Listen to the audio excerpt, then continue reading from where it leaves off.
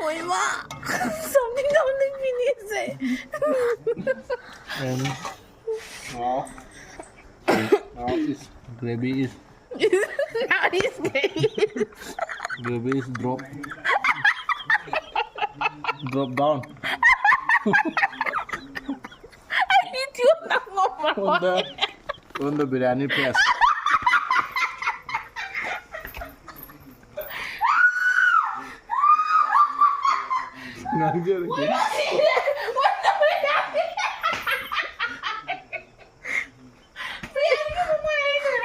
Biryani mai dai ni.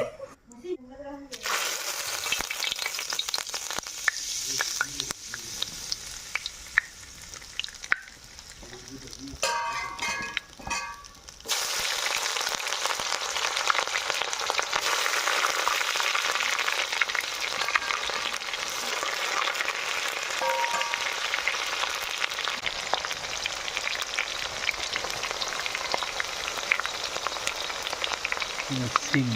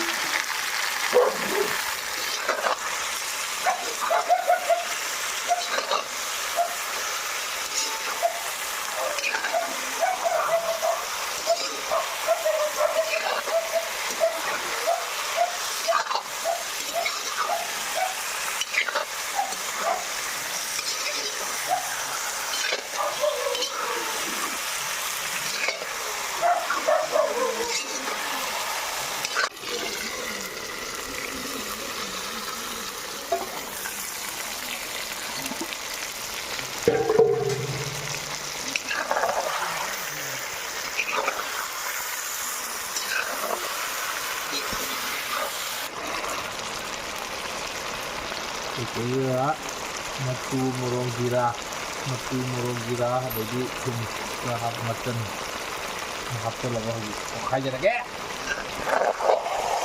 hapadi nam hodre ba digi onam ni to ga nam ya kota hodre ba Manipuri gi biriyani he janam to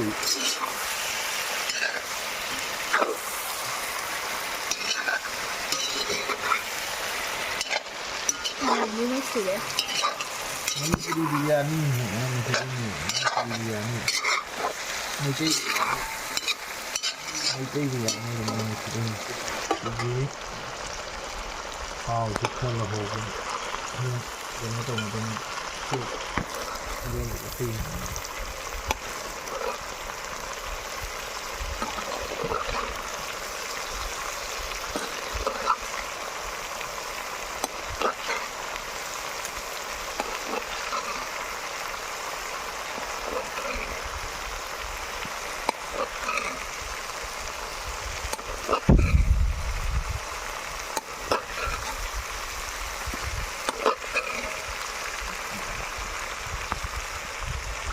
Wow.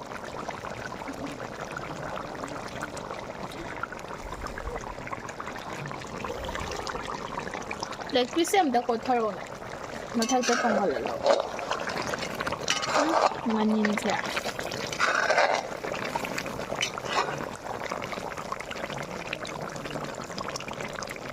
Wow. At uwa madugay no.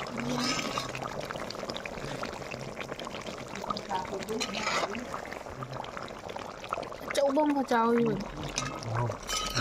À.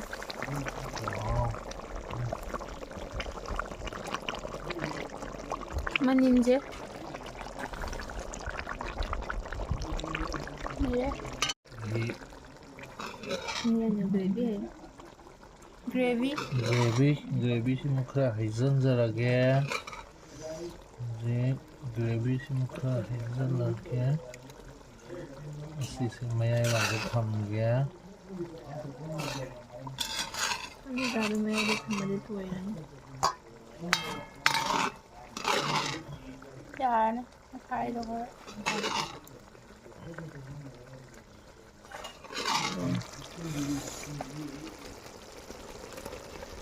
Manipuri style, Manipuri style, Manipuri style. Thì giờ ra xem mà ní, để bên bạn nó thầm gì đó ní.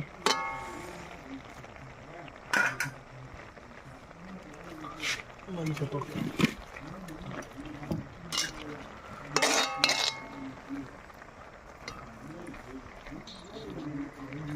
Biết cái đó mau. À. Đâu? Trời ơi.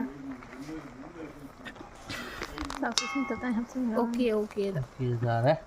Đây đi xin cái gì đó. Nhưng khó tờ này tờ gờ.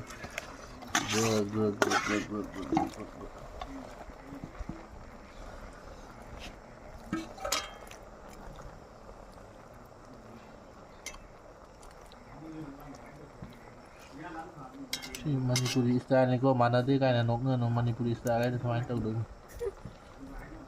style làm được không thế Ini besar hada dan jemam salah hada. Teman. Mama style cái là đi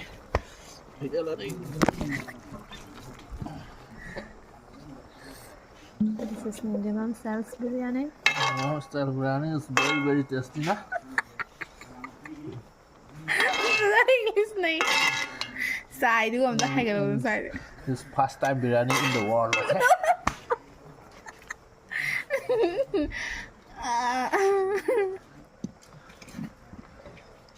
Nhưng mà sao bây giờ ra cả số về không có hiện cuộn.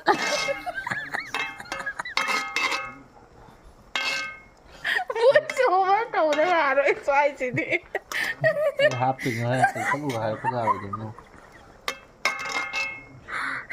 Manipuri style and Manipuri biryani is now something finished.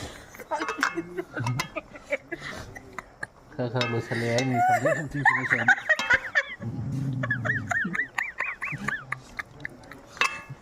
I see it. Ôi mà something finished. And now is gravy is Now it's great. gravy is drop down Itu nak ngomong. on the biryani press.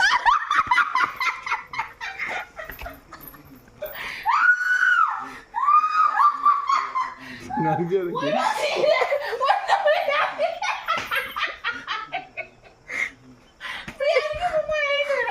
Biryani mai dai ni.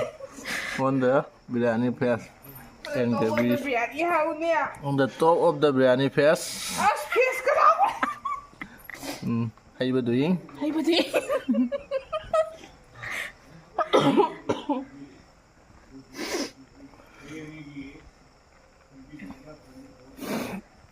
Ngon đi, cái nó mát thế nữa ra.